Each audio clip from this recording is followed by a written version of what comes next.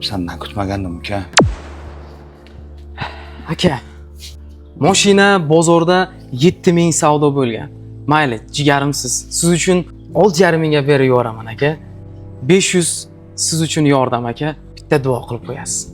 500 yordam $1000 foyda ekanda. Nimalar deyapsiz aka? Men sizga yordam bo'lsin deb qilyapman aka. Hammasidan xabarim bor.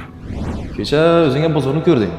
Moshinaning narxi 5,5 oshgani yo'q. Shu desang, shu mashinani o'zingni tug'ishgan jigaring akangga sotsang.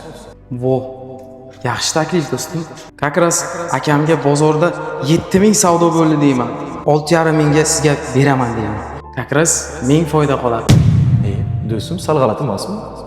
O'zingni akang bo'lsa, Akam sodda, hech narsani tushunmaydi. Keyin biznesda aka-ukachilik ketmaydi. O'zingnikidan top deganlar shu ekanda. Senden kutmagandim ukam. Dunyo shunchalar qimmatmi, shu pulsiz zulmat. Boylik eng ulug' ne'mat, yo'qmi inson qiymat. O'ylab qolaman o'tkinchi olam, mol dunyoga buncha och bu odam.